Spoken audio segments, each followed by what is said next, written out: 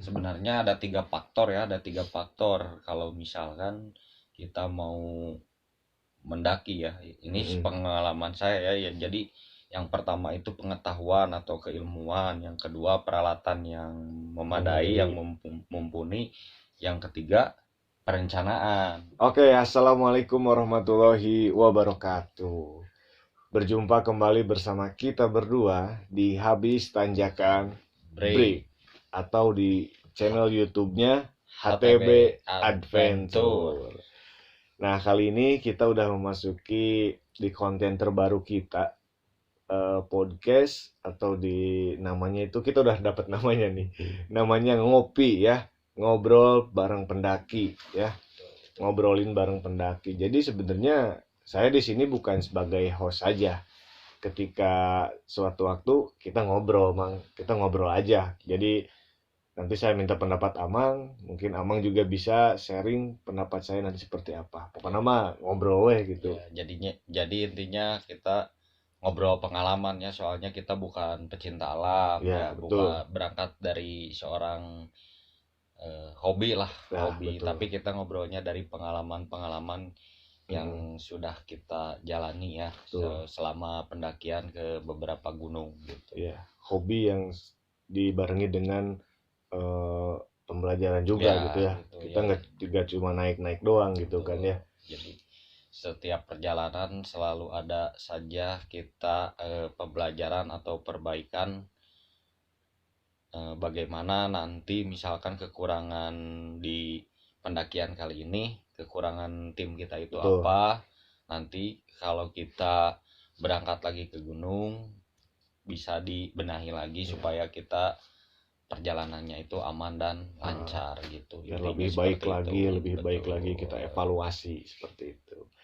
Dan di obrolan malam hari ini atau obrolan kali ini ya, sorry kita syutingnya malam-malam karena pagi dipakai buat kerja dulu ya. Nah gini Mang Udin, ini pembahasan ini rasanya nggak selesai-selesai ini. betul betul. Tapi memang mungkin dibutuhkan juga ya buat kita dan buat teman-teman yang ada di sana yang nonton ya, dimanapun lah kalian berada. Jadi alhamdulillah kan sebelumnya kita udah bahas, bahkan udah kita upload juga ya di YouTube-nya HTB Adventure meskipun yang nonton dikit. Karena kita baru ngonten ya, Karena kita baru balik lagi baru bener. balik lagi.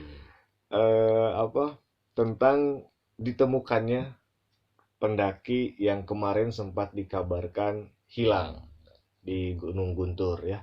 6 hari ya kalau nggak salah, 6 hari.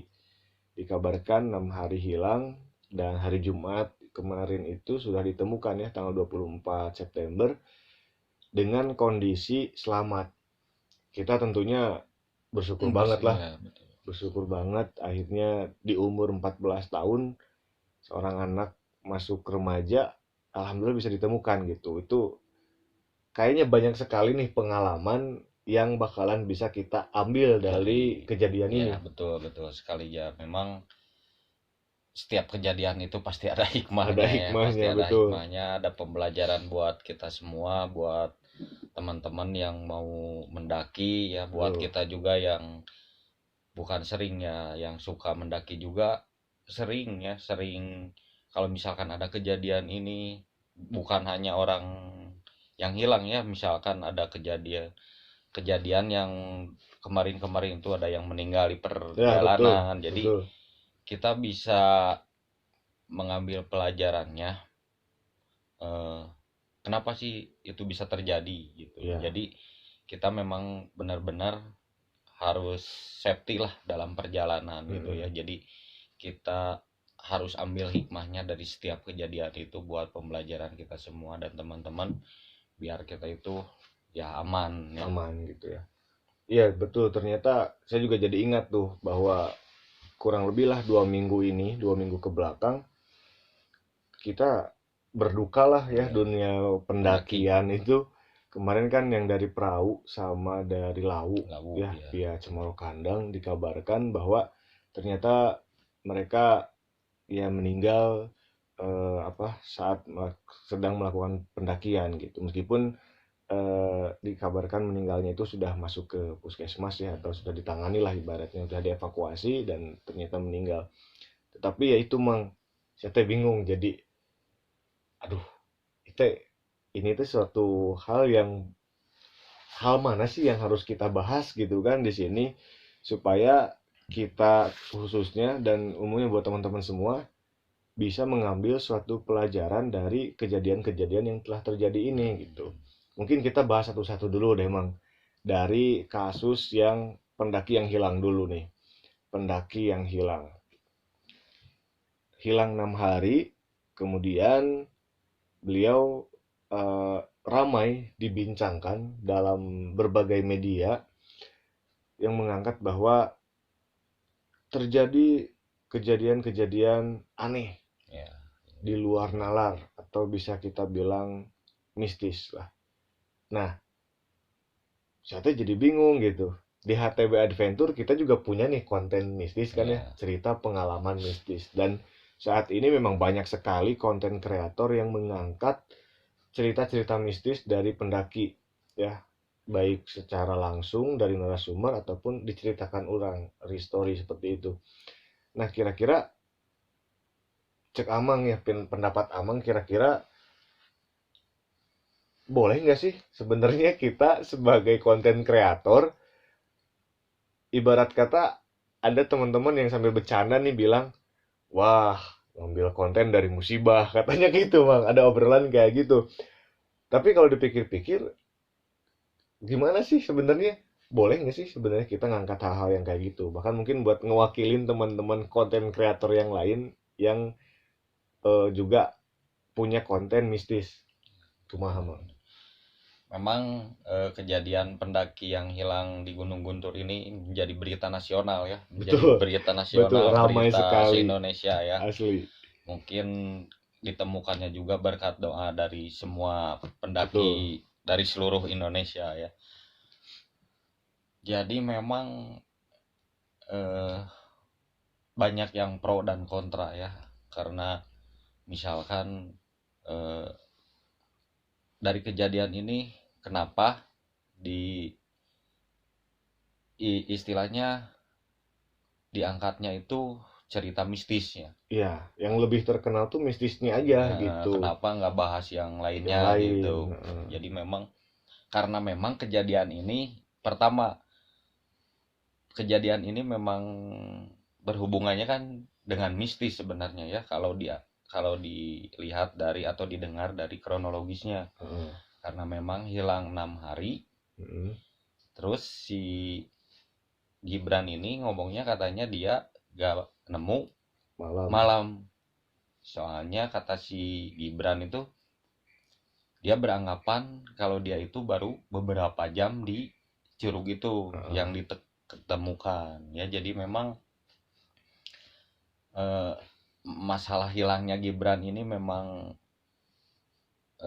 pas dengan hal-hal mistis ya. Memang dengan apalagi hal mistis. itu pun disebutkan oleh beliau sendiri kan ya, bukan hasil ya, kan sekarang banyak berita yang hoax yang kayak gitu, tapi kan itu dia sendiri. Ada kan liputan lagi ngobrol sama wakil bupati waktu itu kalau nggak salah, bahkan sampai masuk TV nasional juga gitu ya. Jadi bingung oke gitu kan, ketika sudah ada informasi jelas gitu ya, memang mau nggak mau memang saling bersangkutan ya, bersangkutan ya sama hal mistis tentunya. Tapi diambil pelajarannya seperti ini. Jadi nggak apa-apa juga, cuman jangan terlalu misalkan jangan terlalu diada-ada gitu. Nah, terlalu diada-ada atau terlalu dipanjang-panjang, terus dibahas terus ya. Misalkan ini kejadiannya ini mistis ya, cukup lah. Jangan sampai minggu depan atau bulan depan. Nah, seperti itu. Ya, betul. Soalnya hikmahnya atau pembelajarannya bisa kita ambil itu, kenapa sih hilangnya itu berhubungan dengan mistis. Itu kan bisa menjadi pembelajaran. Soalnya mau tidak mau ya, sebab akibat ini, hukum sebab akibat. Betul nggak? Betul. Jadi memang sebab akibat ini tidak bisa dipisahkan ya. Kalau misalkan dihubungkan dengan mistis. Kenapa bisa terjadi? Mungkin saja teman-temannya atau beliau sendiri melakukan hal yang tidak disengaja, atau mungkin tidak apa ya, mungkin bagi tim mereka itu cuman bercanda. Tapi kan kalau di gunung itu kan kita tidak tahu ya.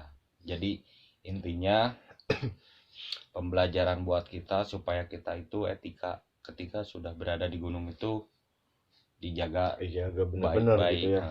Terus bagi para orang tua juga yang mempunyai anak di bawah umur 17 tahun, mereka juga dapat pelajaran dari kejadian ini. Iya betul gak? Jadi mereka bisa mengontrol anak-anaknya, terus ngasih tahu wejangan nanti di perjalanan itu harus seperti apa, terus ditanya juga dengan siapa, berapa orang. Jadi itu juga bermanfaat bagi orang tua yang punya anak suka mendaki juga ya. Jadi bahan pelajaran juga lah. Jadi biar si orang tua juga ini tidak, intinya tidak los. Misalkan mau ke sini ya sudah, misalkan hati-hati aja. Jadi si orang tua juga ini harus berperan juga ya, misalkan harus detail ya, dengan siapa, mau ke gunung mana misalkan, terus peralatannya gimana gitu kan, itu harus memadai juga peralatan. Jangan mentang-mentang karena sudah percaya sama anaknya misalkan mau kemana-mana dibiarin aja. Apalagi tadi saya tertarik ngomongin usianya, ngomongin usia yang mau melakukan pendakian, apalagi di bawah katakanlah 18 ke bawah gitu ya, 17 ke bawah. Sebenarnya salah satunya benar, selain tugas dari orang tua yang nomor satu, keduanya yang disayangkan sama saya itu gini Mang, tiap kali naik gunungnya, ketika saya bawa tamu ya, naik gunung bawa tamu, atau mungkin pas kita naik gitu kan, pas kita lagi naik ternyata dari pihak base camp nih, ini mohon maaf nih buat teman-teman base camp yang mungkin nonton, cobalah dibikin yang namanya briefing gitu Mang. Jadi briefing teh jangan cuma di gunung-gunung yang dikatakan dia udah gunung yang udah dikenal jadi taman semua, nasional, yang jadi taman nasional, baru ada briefing. Tapi ketika gunung-gunung yang mungkin baru-baru ini dikenal orang, mereka los aja gitu. Yang penting ada simaksi, nulis nama, KTP, bayar, udah berangkat aja. Meskipun apa ya, kadang ada juga sih basecamp yang suka ngasih tahu gitu, nanti hati-hati kalau di sana gini. Cuman sebatas ngingetin hal yang tentang itu aja gitu. Kadang cuman ngingetinnya teh mistis lagi Mang. Kadang kamu nanti jangan pakai baju warna ini, warna itu. Cuman itu doang, tapi nggak dikasih tahu gitu kan kebiasaannya teh. Coba kalau misalkan teman-teman basecamp itu benar-benar bikin aturan dan disampaikan saat para pendaki ini mau berangkat gitu. Jadi ini sekadar masukan ya, sekadar masukan buat gitu, semua pihak base camp lah. Jadi utamanya. Ya mudah-mudahan jadi di setiap mau perjalanan itu mohon di briefing lah 5-10 menit ya, supaya gitu. Apalagi misalkan bagi mereka yang pemula atau di bawah usia ya, yang tidak ada ketuanya, itu tidak ada seniornya atau tidak ada yang membimbing, supaya mereka itu bisa lebih berhati-hati lagi. Jadi menjaga etika juga lah, intinya seperti itu. Jadi setidaknya kalau misalkan briefingnya udah dilaksanakan, toh ternyata masih terjadi kecelakaan, kan kita baru bisa ambil pelajaran lainnya gitu. Ini penyebabnya berarti bukan dari pihak basecamp nih. Pihak basecamp udah jelas nih ngasih tahu ternyata, tetapi di lapangan kondisinya kan kita nggak tahu. Misalkan kayak kecelakaan kan itu ya kita nggak bisa memprediksi lah, misalnya nanti bakalan jatuh apa gimana. Nah kayak gitu Mang, itu kalau misalkan kasus yang hilang kemarin. Tapi selain hal mistis nih, ini kita ngobrol lagi nih sama teman-teman, mungkin yang punya pendapat juga boleh banget komen di kolom komentar ya. Ada sebagian orang yang di satu sisi saya juga setuju Mang. Jadi ada yang nyebutin gini, dia itu nyebutin kalau eh apa konten-konten kreator salah satunya seperti kita ini jangan cuma ngangkat hal mistisnya aja. Coba dong angkat pembelajaran apa yang bisa kita ambil. Contohnya dalam hal bagaimana seseorang itu ketika mengalami hal saat tersesat. Misalnya seorang survivor itu gimana caranya supaya dia tetap bisa bertahan hidup misalnya. Di sisi lain saya setuju banget dengan hal itu gitu. Cuman kadang yang dibingungkannya itu pengakuan-pengakuan dari orang-orang hilang ini tetap mengarahnya ke mistis lagi gitu kan. Dia nggak jelasin bahwa saya di sana bertahan hidup dengan makan ini makan itu, meskipun di cerita kemarin memang ada ya disebutkan beliau saya katanya minum air sungai katanya, bahkan sampai makan rerumputan yang lain-lain, tapi ketika disatukan sama yang lain saya nggak ngerasain malam gitu, kok agak gimana ya, gitu kan ya, berhubungannya dengan hal-hal gaib gitu. Kalau menurut Amang gimana tuh Mang, kayak misalkan seberapa penting sih kita benar-benar harus ngejelasin juga hal-hal yang katakan kaitannya dengan survival? Ya, memang itu sangat penting sekali ya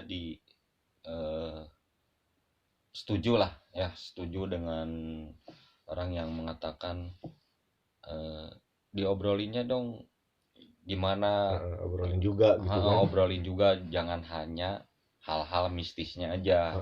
Cuman karena memang kejadian ini berhubungannya dengan mistis, maka yang diangkatnya itu cerita mistisnya. Tapi cerita-cerita bagaimana dia survive di hutan, terus bagaimana dia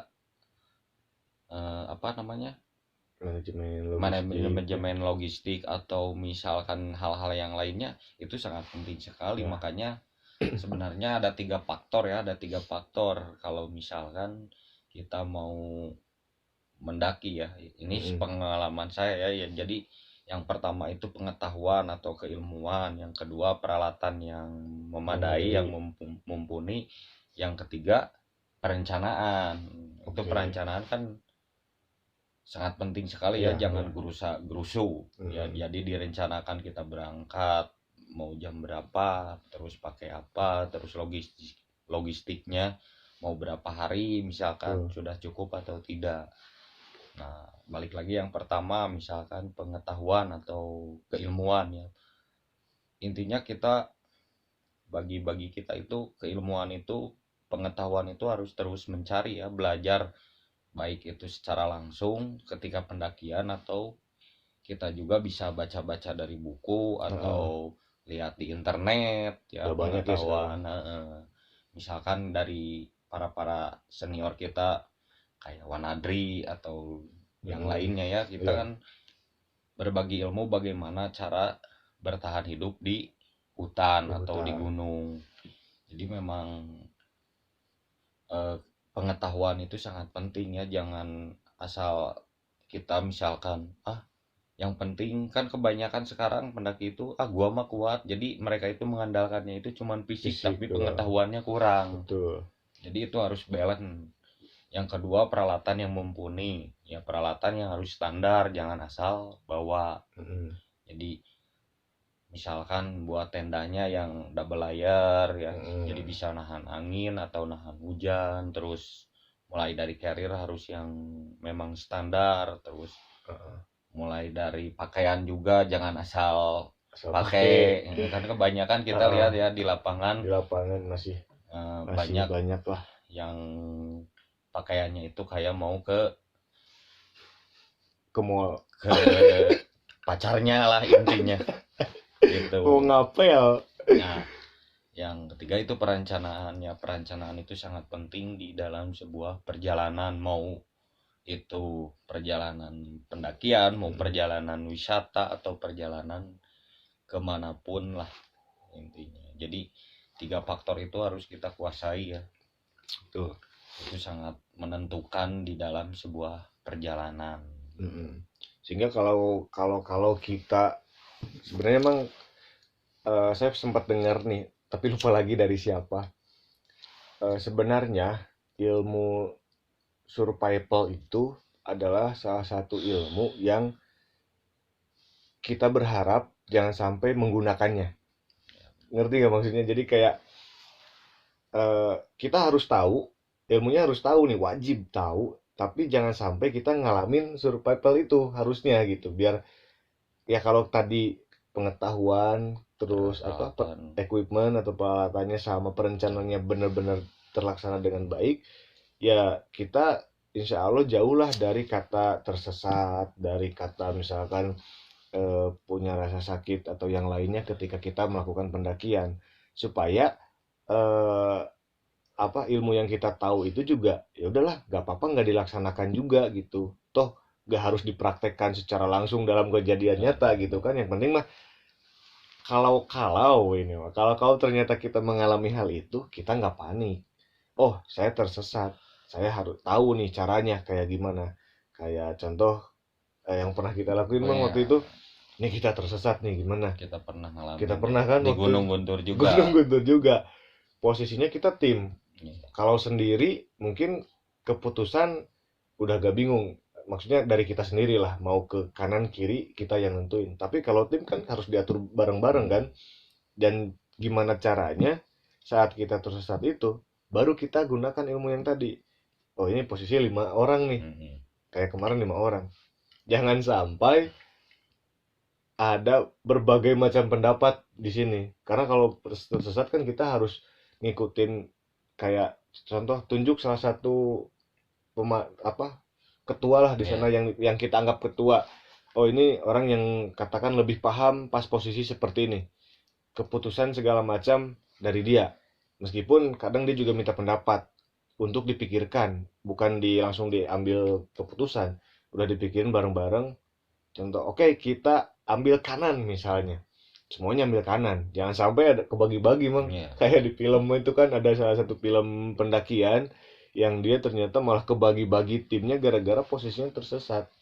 Nah, itu jadi pas kita ngalamin pun kita nggak panik. Oh, kita tahu nih caranya. Jangan bingung, jangan kaget, jangan shock. Udah, kita tenangin dulu dirinya, terus pikirin baik-baik, ambil keputusan yang baik juga gitu. Dan Itu dan nentuin. alhamdulillah kita juga Setelah praktekin kan terjadi uh, juga kan. uh, Kita praktekkan tuh ilmu yang knowledge yang kita punya tadi, dipraktekkan tuh di lapangan secara real, tanpa settingan. Itu tanpa settingan.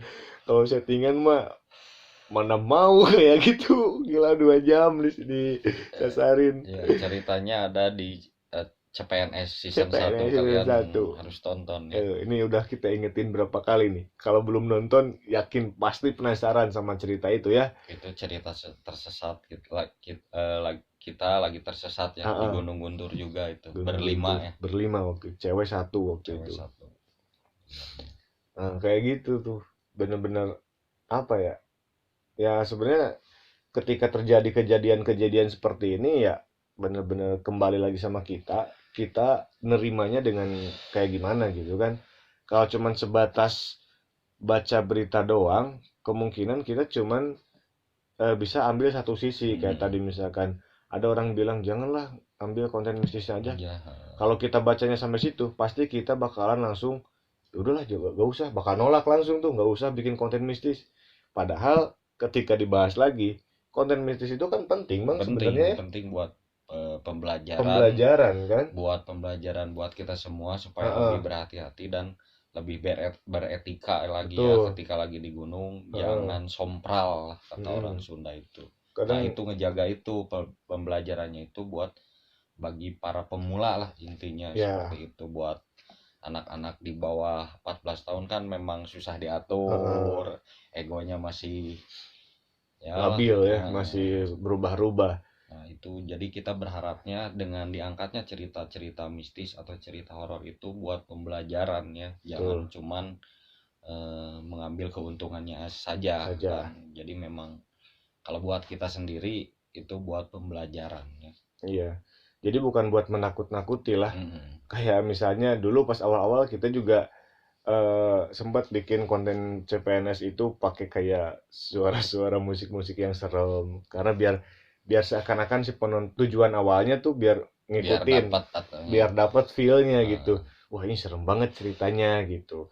Tapi bukan itu tujuan yang benar-benar ingin kita raih sebenarnya. Dengan adanya konten mistis teh, kita pengen semua penonton yang diutamakan mereka suka mendaki juga tahu gitu. Oh, di gunung ini contoh ada larangan untuk itu, untuk ini.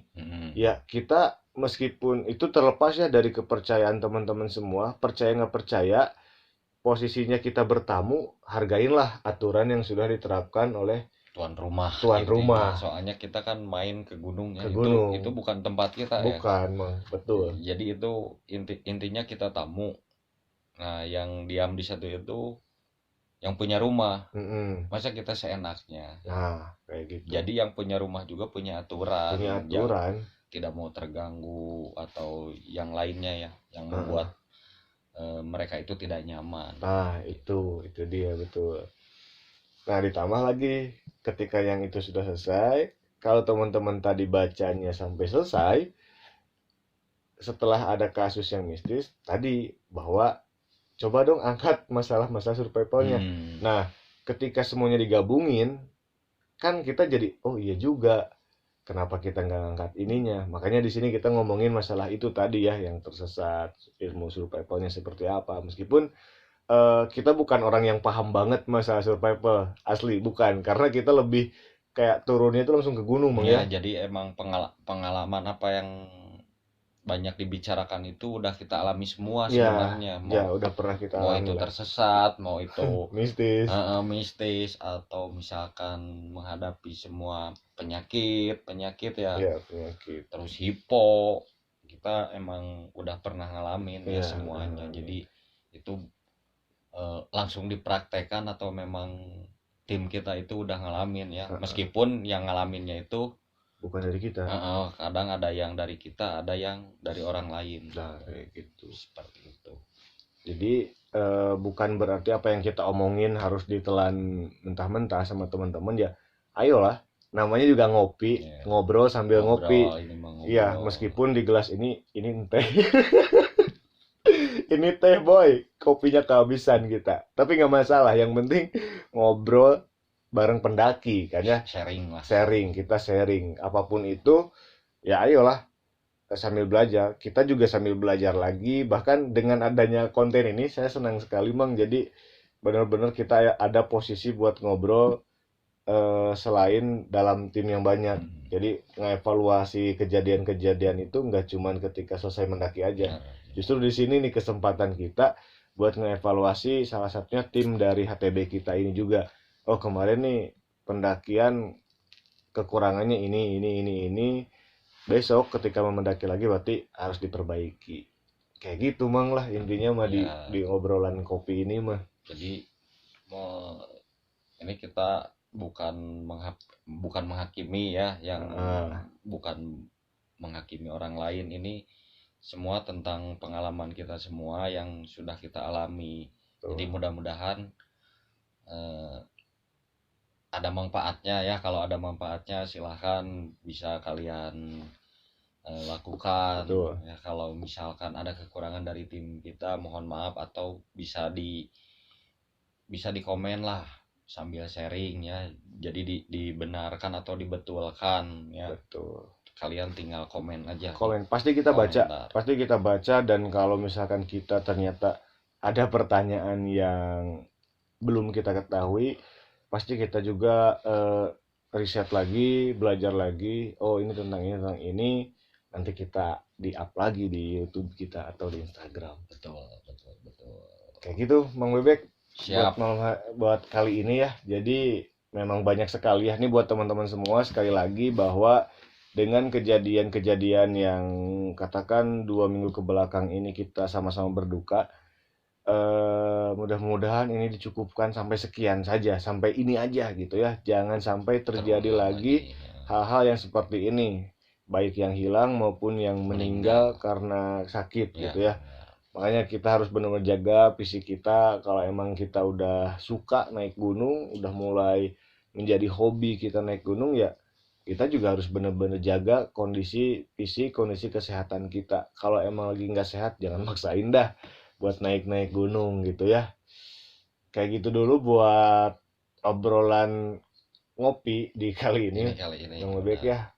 Tapi nanti kita bakalan sering ngobrol lagi. Pasti Gitu. kita sharing lagi ya Kayak sama gitu. teman-teman kita Teman-teman bahas yang lain. semua lah. Betul.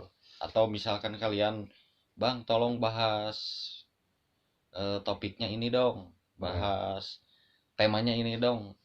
Ayo Ya, kita ngobrol sesuai kita dengan ngobrol. pengalaman ya. Kita obrolkan sesuai dengan pengalaman, bukan dari cerita orang lain ya. Kayak gitu. Soalnya ya memang kita udah semuanya dialamin ya. Sebenarnya itu ya. Kayak gitulah. Jadi memang apa ya? Ya pembelajaran bareng-bareng lah ini mah ya gitu. Tapi jangan khawatir buat teman-teman juga. Mungkin nanti ke depannya kita juga bakalan ajak teman-teman yang lain ya. Mungkin karena pengalaman kita juga sebenarnya belum banyak banget ya, meskipun ada beberapa hal yang sudah kita alami, tapi mungkin ada nih pengalaman yang belum kita, ya karena kita belum keliling Indonesia lah utamanya ya. Bukan pro juga gitu. Bukan pro gitu. Tentunya nanti saya atau tim bakalan benar-benar ngundang orang-orang lain biar ternyata pandangan teman-teman yang lain tentang gunung itu seperti ini. Jadi biar pada tahu semua ya gitu ya. Jadi sebelum ada bintang tamu, saya yang ngisi. Nah, gitu.